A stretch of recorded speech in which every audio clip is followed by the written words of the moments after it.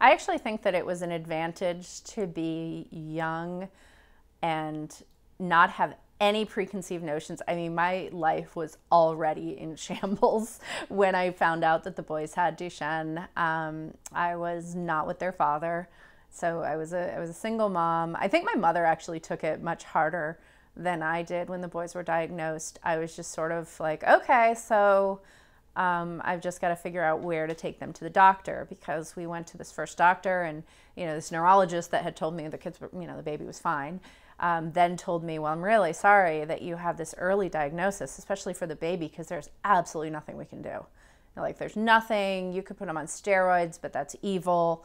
There's nothing you could do. Come back when they start really needing a wheelchair, and maybe 5-10 years.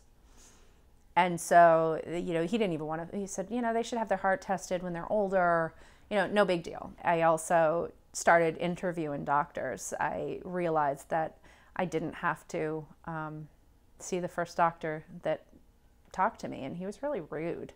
And so we found a doctor we liked, but unfortunately it was like across the country. So then I had to fight Medicaid and prove that there were no doctors that were specialists around me. And I did that. And so we started going to conferences, and, we went to my first conference when the boys were like 2.5 and 5.5, and those evil steroids turned out to be standard of care.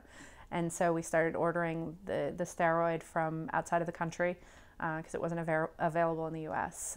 Prednisone was what people in the U.S. were supposed to be using. We ordered deflazacort, which was not even a drug in the U.S.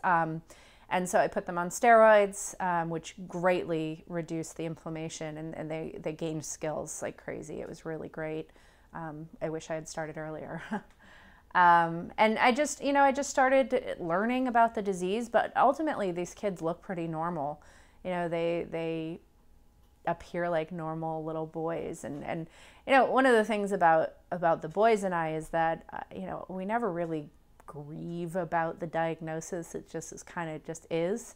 And we all grew up together. And so it's never really bothered me. It's just been part of our lives. And I know people get these diagnoses all the time, and they cry, and it's horrible, and, it's scary and everything else. But it's not been a scary thing for me. It's been just been our life. And so there's this really great book by Mary Lou Wiseman, and I actually recommend it to every rare disease mom or caregiver, and it's called Intensive Care, and it's about the life of a boy with Duchenne back in the day, where there was nothing you could do, and really nothing you could do.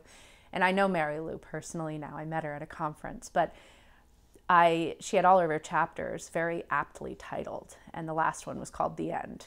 And so just to show you sort of what my personality is, I read the end first.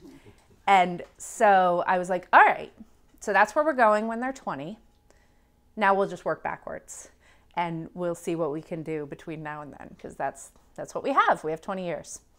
And so, life evolved.